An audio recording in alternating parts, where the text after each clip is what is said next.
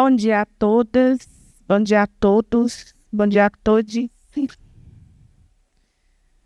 Bom,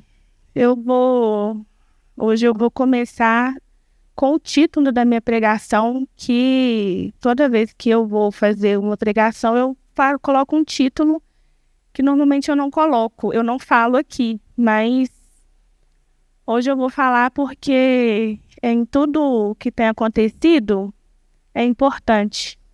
Hoje eu vou falar sobre o poder transformador de mulheres transgressoras. E o que significa transgredir? É um verbo que significa ir além de, atravessar, e também significa não cumprir, não observar ordem, lei, regulamento, infringir, violar. Eu vim aqui falar no mês de março, é um privilégio, mas a gente tem sempre que lembrar que março não é um mês de comemoração, gente. E desculpa a voz que pode parecer trêmula, é um misto de emoções. A gente relembra, a gente rememora as lutas das mulheres. Não é festa. A gente também gosta de flor, a gente também gosta de bombons, a gente gosta de presentes, porque todo mundo gosta, mas a gente está aqui relembrando esse mês de março por lutas, por mulheres que morreram, por mulheres que deram suas vidas em nome de suas convicções, em nome de justiça, em nome de esperança. E aí a Lohane falou um pouquinho, né, assim, sobre essa esperança que é a prisão, mas na verdade a gente não pode nem falar que foram eles, porque eles são suspeitos. E eu, como advogada, a gente não pode já condenar antes do devido processo legal. Então, é uma esperança, né, ver a prisão desses 3 homens brancos ricos, mas ao mesmo tempo é muito desesperador porque a Marielle e o Anderson e a assessora que também foi baleada, tiveram visibilidade, uma visibilidade que muitas de nós não temos. Muitas que se foram, não tiveram. Marielle foi semente, é semente, e eu imagino que eles não tinham ideia da proporção do que eles planejaram naqueles dias e naqueles tempos, né? Porque ela é semente e essa semente está florescendo. Mas quantas Marielles, Marias, Anas, Ágatas a gente já perdeu sem a gente sequer ficar sabendo? E aí, tem sido muito divulgado, né, nesse mês de março, números. Em média, 4 mulheres são vítimas de feminicídio por dia no Brasil. E a cada 8 minutos, uma mulher ou menina é estuprada no Brasil. Isso, gente, são números de 2023, tá? Não são números atualizados. E esse número é o maior de uma série que foi começada a contar a partir de 2019. Então, a gente imaginar que no ano passado a gente teve a maior média de estupros no Brasil, e isso, lembrando sempre que são os números que a gente fica sabendo.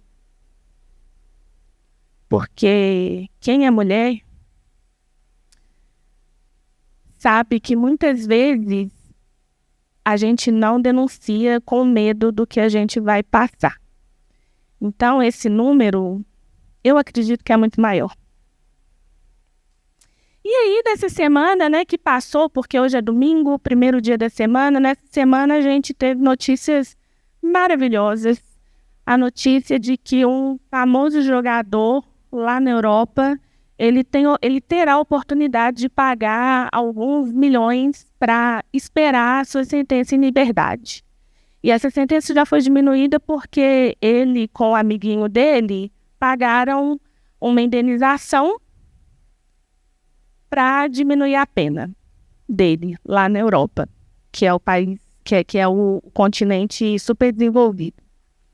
E aqui no Brasil, a gente teve a sentença de outro jogador homologada pelo STJ, que é quem tem o poder de homologar sentença estrangeira, e uma sentença uma homologação muito comemorada, mas eu não comemoro, não.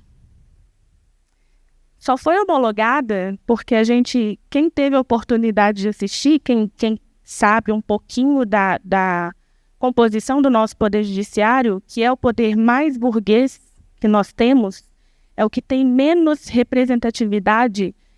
Eu comecei a assistir o julgamento no STJ e aquele monte de homem branco julgando, né? E pelo que eu vi lá, que estavam presentes, eram 2 mulheres. E uma não proferiu o voto porque ela tinha chegado atrasada. E aí, começou com um amicus curiae. Para quem não sabe, amicus curiae é amigo da corte. É quem vai ajudar um pouquinho nesse julgamento.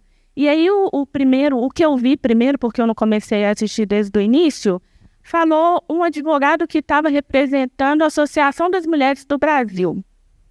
Um homem branco.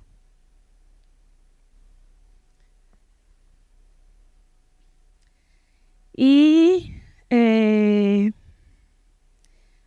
lembrando que essa sentença ela só foi homologada porque esse poder judiciário ele estava sendo muito pressionado porque os áudios do famoso jogador foram vazados e ele menosprezou a vítima o tempo todo, falando que ela queria dinheiro e que não poderia ser vazado porque a carreira dele ia ser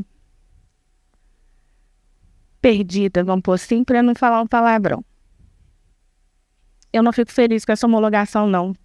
Porque, lembrando, a cada 8 minutos, uma mulher ou uma menina são estupradas no Brasil. Então, a gente só teve essa homologação por conta dessa visibilidade e desses áudios que foram vazados. Enfim, a gente tem motivo de comemorar? Tem. Mas porque nós somos transgressoras.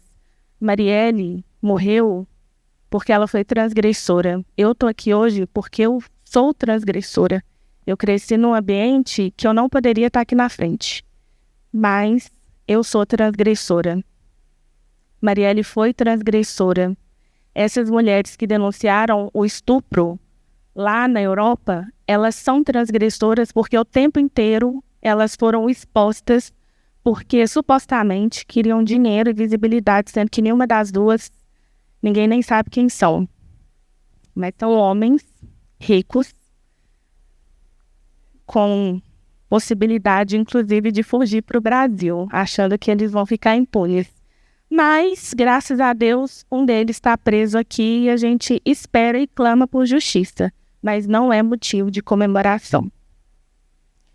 Começo assim, parecendo, né, nossa, ela foi só falar sobre casos tristes e esses nem são os mais tristes que a gente pode falar nessa semana, né? Mas, lembrando que a gente é vítima, nós somos vítimas diariamente, a gente não manda no nosso corpo, eu não acredito no meu corpo, minhas regras, porque eu não posso mandar no meu corpo, eu não posso andar por onde eu quero, eu tenho medo pela minha irmã, pela minha sobrinha, pelas minhas amigas trans que andam e elas, possivelmente, elas são muito mais vítimas do que eu, que sou branca. E aí, a gente está aqui na comuna, nesse clima de alegria, vamos comemorar, vamos nos abraçar, a vida das mulheres. Mas, e na Bíblia, como que a gente vê a história dessas mulheres que muitas vezes nem nome lhes foi dado. E aí a gente sabe nessa história, né, de que lá desde a antiguidade, que homens discutiram que livros entrariam ou não na Bíblia, na Torá, ou em qualquer outro, ou qual livro, quem entraria, E Deus é tão maravilhoso que nas entrelinhas existem histórias que muitas vezes a gente nem ouve falar, mas Deus permitiu que continuasse ali, mesmo sem nome. Como que mulheres transgressoras nos provam que Deus está entre as entrelinhas? Que a gente tem muito o que comemorar dentro da nossa religiosidade e que a gente pode muito se espelhar. Eu vou ser muito sincera, eu não gosto de pedir que abra a Bíblia e eu vou falar o texto, tá gravado. Quem quiser depois eu passo o endereço dos textos, eu vou falar, mas eu não vou pedir para abrir porque são textos grandes e às vezes são textos densos. Eu vou contar 3 histórias. Uma a gente sempre fala aqui na Comuna, que vai ser a última, mas eu vou contar 3 historinhas. A primeira, ela está lá em Êxodo 1, do versículo 15 ao 22, que foram 2 parteiras lá no Egito, que se chamavam Sifra e Puá. Elas tiveram o nome delas registrados. Faraó, com medo dos hebreus lá, né, que estavam crescendo em número, ele ordenou para que essas 2 parteiras, que quando elas fossem fazer os partos das mulheres, elas olhassem primeiro o sexo do bebê. Se fosse menino, era para matar. Mas se fosse menina, era para deixar viva. E elas tiveram a capacidade de desobedecer a ordem de Faraó. Com muita coragem, elas salvaram uma geração de meninos hebreus. E dentro dessa geração, elas salvaram Moisés, que é um dos nossos patriarcas, que ele foi instrumento de Deus para libertar aquele povo. Ele é considerado o principal legislador daquele povo e um dos mais importantes líderes religiosos. Isso aconteceu porque 2 mulheres ousaram desobedecer uma ordem de Faraó. E Deus estava tão satisfeito com essas parteiras, e o povo continuou crescendo com homens, que Deus as honrou e elas puderam constituir família. Ou seja, elas puderam também ser mães, também atuar como esse papel que a gente posta a ter que fazer. Elas tiveram esse privilégio, porque na época era privilégio. E aí, passando um pouquinho na história, eu vou para a segunda história, que está lá em Esther, versículo 1, 22. Pois é, gente, mas eu vou dar um spoiler para vocês. O meu nome não é por causa da Bíblia. Mas o meu pai me deu meu nome, não foi por conta dela. Mas, enfim, eu sou muito feliz porque a história... Só que, olha como que... Quando se fala no livro de Esther, que raramente a gente ouve falar nesse livro. Raramente. A gente pensa na mulher judia, bonita, linda, ousada, que teve a coragem de ir perante o rei para libertar seu povo. É disso que a gente pensa no livro de Esther. Só que lá no primeiro capítulo tem a história de outra mulher, que a gente não ouve falar dela. Eu confesso que eu ouvi falar dessa mulher há pouquíssimos anos. E o nome dela é Vasti. Alguém já tinha ouvido falar dela, dessa história? Eu ouvi há pouquíssimo tempo. A Esther, o nome dela mesmo, né, era Radassa, mas ela começou a ser chamada de Esther porque ela era tão bonita quanto a estrela da manhã. Mas Vasti foi a primeira rainha, que também era muito bonita. E o rei Assuero, ele era muito bem sucedido, né? Ele tinha muita riqueza, a terra era farta, ele tinha o que comemorar. E aí, ele decidiu, em certo tempo, oferecer uma festa a todos os homens. Todos os homens. Não só aos mais ricos, aos mais poderosos, aos reconhecidos, mas também para os pobres. Era homem querendo mostrar a sua riqueza. Isso nem é novidade, né? Assim, vou oferecer uma festa aqui de 7 dias para mostrar o que eu tenho. E aí, eu vou oferecer a todos os homens o melhor vinho durante toda a festa. 7 dias bebendo o melhor vinho. Olha que beleza, todos os homens naquele espaço. E aí, enquanto isso, Vasti também estava oferecendo uma festa para as mulheres. Então, ela estava com as mulheres, comendo e bebendo, mas eu não queria, né? Mas homem a gente sabe como é que é, né? Tá lá a broderagem, vamos beber aqui, vamos encher a cara, 7 dias. O homem lá estava querendo mostrar tudo que ele tinha. Eu vou mostrar minha mulher, que é linda. Aí ele chamou os oficiais dele para lá buscar Vasti na festa que ela estava oferecendo, para ela vestir os trajes reais, colocar a coroa, ficar linda e maravilhosa, porque ele queria mostrá-la para aqueles homens que estavam há 7 dias bebendo. Se a gente bebe um dia, a gente fica bem. Imagina 7 dias bebendo o melhor vinho. Ela não achou glória a Deus, não. Ela falou, eu não vou, não. Não vou, não. Ela teve a coragem de falar, não vou.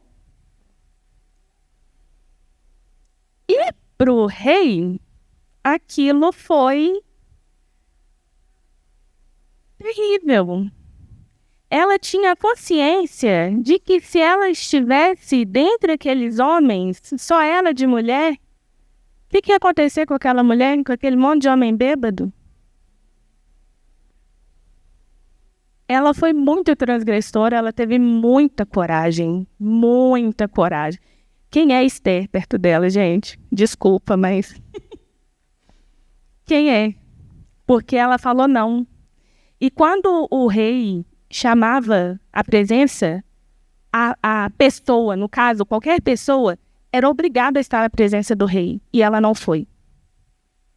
E aí, por conta dessa insubordinação, todos os homens ficaram com medo daquela atitude dela refletir em todas as outras mulheres. Olha o medo. Aí, o que ele fez? Ele enviou comunicados. Depois vocês leem, é uma história que tem várias... Ele enviou comunicados a todas as partes do império, para cada província e para cada povo, em cada escrita, em cada língua, dizendo: todo homem é senhor do seu lar. O que ele disser deve ser respeitado. Dessa transgressão, foi possível que a Esther entrasse em cena e que ela pudesse salvar seu povo.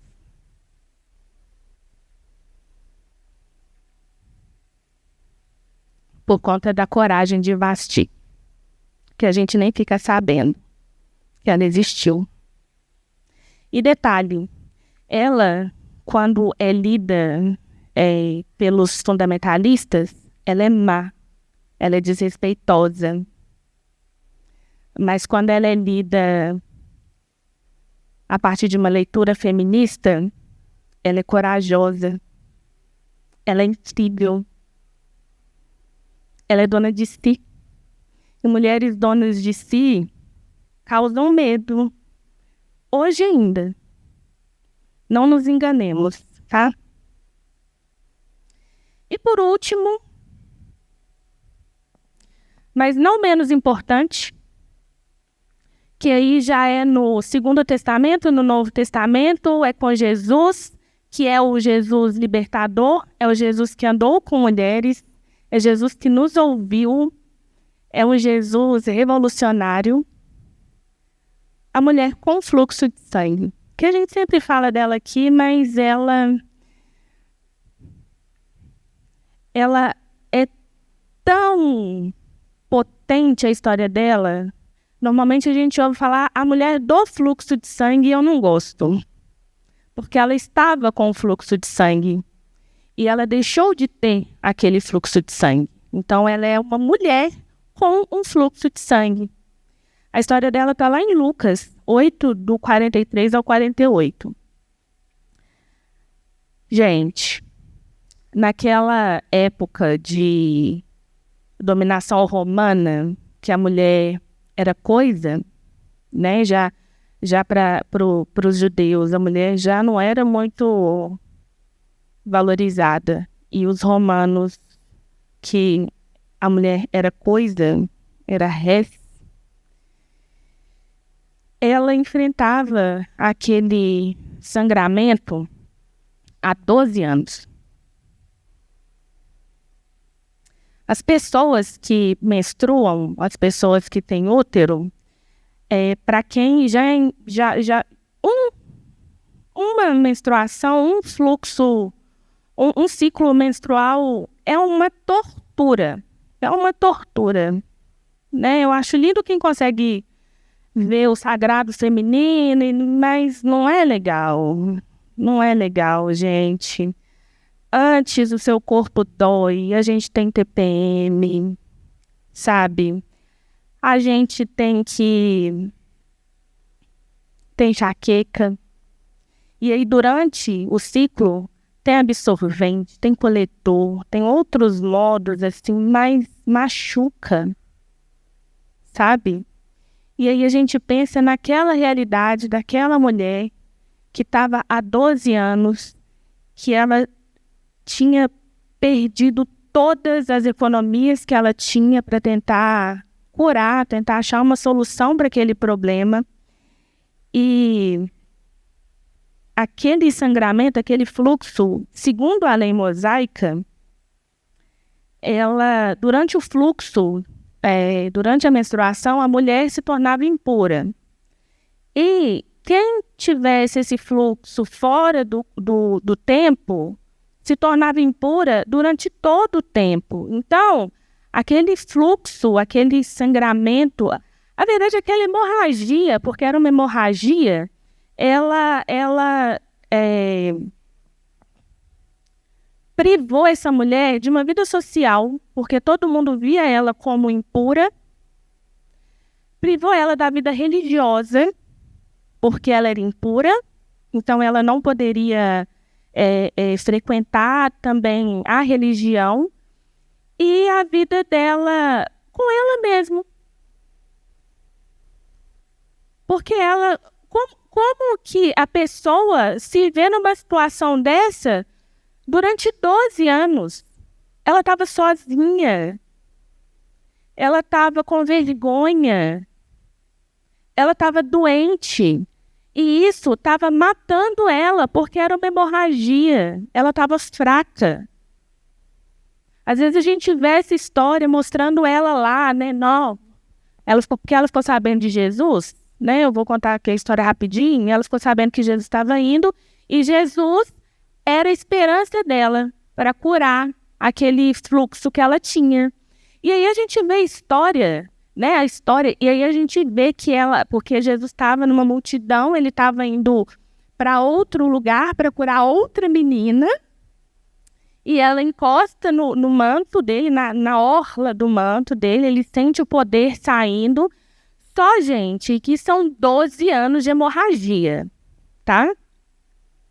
E aí, hemorragia mata. Inclusive uma hemorragia menstrual. Ela estava fraca. Ela não estava bem. É porque eu tô lembrando aqui que eu vi o The Chosen, ontem eu estava falando na aldeia, e aí a cena do The Chosen, essa cena é muito bonita. É muito bonita, porque ela vai... Só que aquela mulher, ela tá forte. E aí a gente pensa, essa mulher de Lucas, ela não tá forte. Ela pega todas as forças dela, ela enfrenta uma multidão, ela enfrenta essa multidão, inclusive, porque todo mundo sabia que ela estava com esse fluxo. Então, ela passa dentro da multidão, ela toca naquele que ela entendeu que seria a última saída para ela, a última, fraca. Ela estava fraca, ela estava morrendo, ela estava sozinha. Não tinha ninguém para falar que, dá licença, não, porque ela nem ouvida ela era excluída daquela sociedade. E aí Jesus, na sua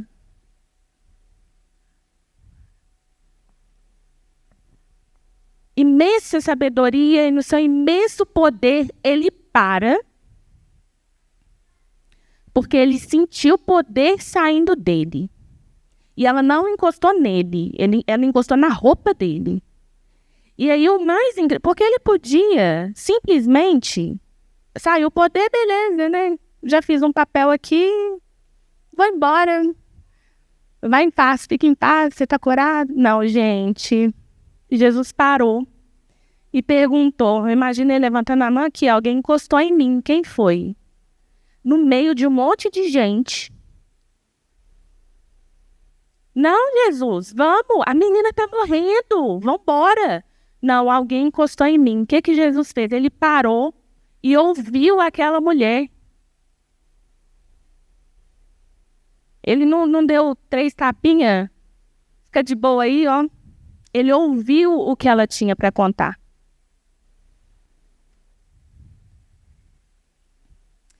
Jesus, além de ter parado para conversar, depois ele teve que ir embora, né? A outra menina tinha morrido. Ele também, spoiler, né? A outra menina, ontem a gente estava conversando, ele chega na outra menina, as mulheres estão chorando, desespero, a menina morreu, Jesus vira e fala assim, não, relaxa, ela está dormindo. Jesus é esse que dá a vida, porque além do fluxo que a mulher deixou de ter, por isso que ela não é do fluxo, isso não pertence a ela. Aquele fluxo terminou e Jesus virou e falou assim, olha, a sua fé te curou. Ele trouxe vida. Além da cura, ele restaurou a vida social daquela mulher que ela não tinha. A saúde, ela voltou a viver. E aí, voltando no The Chosen, que eu acho mais libertador assim, depois que Jesus cura ela, a gente assiste. Eu até pensei em trazer, mas não tem como passar. Mas ela vai nadar depois que ela é curada. Isso é maravilhoso. Isso é maravilhoso. Assistam, gente. E aí,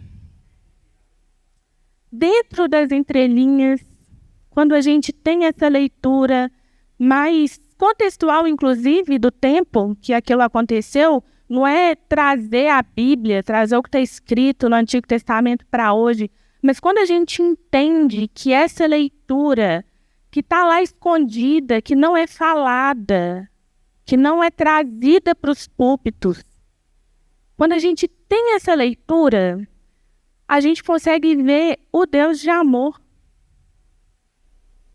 o Deus de misericórdia, o Deus de vida.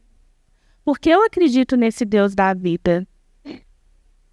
Eu acredito nesse Deus que providenciou tudo para que hoje, nesse dia, aquelas pessoas que são suspeitas de matar o Anderson e a Marielle terem sido presas. Eu acredito nesse Deus. Mas dentro da Bíblia, eu consigo ver que mesmo naquele sistema patriarcal, naquele sistema legalista, eu consigo ver esse Deus que cuida. Eu consigo ver esse Deus que cuida quando ele livra uma mulher, e só se fala da mulher, né, porque só a mulher é pecadora, quando ele livra uma mulher de ser apedrejada. Porque a lei mandava apedrejar aquela mulher. Eu acredito num Deus de amor. Quando Deus, lá na lei mosaica, ele proíbe que a mulher com fluxo de sangue, que é bonitinho falar assim, né? Mas a mulher menstruada tenha contato sexual, que os homens tenham contato sexual com aquela mulher, para livrar ela de ser estuprada e de contrair doenças sexualmente, né? Enfim, porque naquela época a gente não tinha isso tudo que a gente tem hoje. Então, essa lei é para prevenir que aquela mulher seja abusada. Porque lá no Egito, quando não tinham as leis, os homens, quando eles tinham o desejo, independia de que situação que ela estava. Então, eu acredito nesse Deus de amor quando ele faz essa lei, quando ele inspira essa lei, que é para proteger a integridade da mulher. Eu acredito num Deus de amor, que na verdade eu ia falar dela, mas um dia eu ainda falo, um dia eu ainda conto a história dela, que é da filha de Jefté, que ela ia ser oferecida em sacrifício, e a gente não sabe se ela foi morta, a gente não sabe qual foi o desfecho da história dela, mas ela, naquele momento que ela ia ser, que o pai dela falou que ela seria oferecida em sacrifício, ela pediu a oportunidade de chorar a virgindade dela. E aí ela teve, o pai dela deu o direito a ela de chorar pela virgindade dela, com as amigas. Essa história está lá em Juízes 11, do 36 ao 40. Ela teve a oportunidade de ficar 2 meses com as amigas, distantes, chorando, porque ela não ia ter a oportunidade de casar. E possivelmente ela, assim, né, ela morreria por uma demonstração de amor ao pai. E nem o nome dela é citado.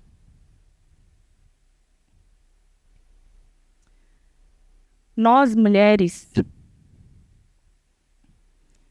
a gente vê que muitas vezes a gente está errada só pelo fato da gente estar viva. Só pelo fato da gente falar.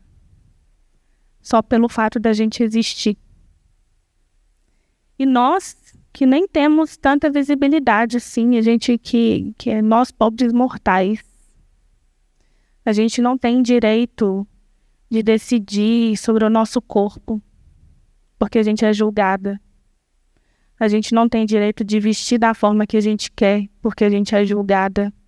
A gente não tem o direito de não querer ser mãe. A gente também não tem o direito de querer ser mãe. Muitas vezes, até querer adotar é errado. Mas você tem útero. Por que você não tem um? A gente não tem direito de abortar. A gente não tem direito de mandar homem calar a boca porque esse não é o espaço dele e vocês terão que me ouvir. A gente não tem o direito de aumentar a voz.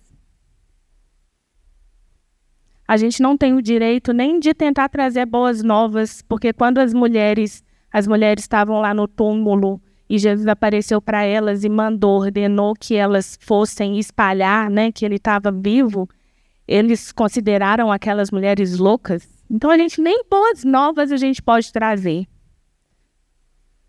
A gente precisa transgredir. A gente precisa, para a gente ter algum espaço, a gente precisa gritar. E muitas vezes chutar a porta e falar que a gente existe. E nessa transgressão e nessa revolta, porque é revoltante, gente, não é legal, não é fácil, dói, é doído demais. É doído demais a gente ver tanta notícia que poderia muito bem estar escrita na Bíblia, mas está acontecendo em 2024. Porque o patriarcado está aí. E o patriarcado, ele ganha todo dia, tá? Então, a gente precisa ser revolucionária e a gente age, Deus age na gente através das transgressões. E eu vou terminar, mas o ano passado a gente recebeu no nosso encontro online de mulheres a maravilhosa Ivone Guebara. E ela terminou com alguns conselhos. Ela deu conselhos para a gente naquele dia. Os conselhos dela, que eu deixo aqui para nós mulheres, e que os homens entendam quando a gente transgredir, quando a gente quiser espaço. A nossa luta é de incertezas, ao contrário do patriarcado. Certeza que vamos conseguir, não temos, mas pelo menos teremos algumas alegrias em transgredir a favor da vida. Mulheres, viva o seu desacordo pessoal e coletivo. Obrigada.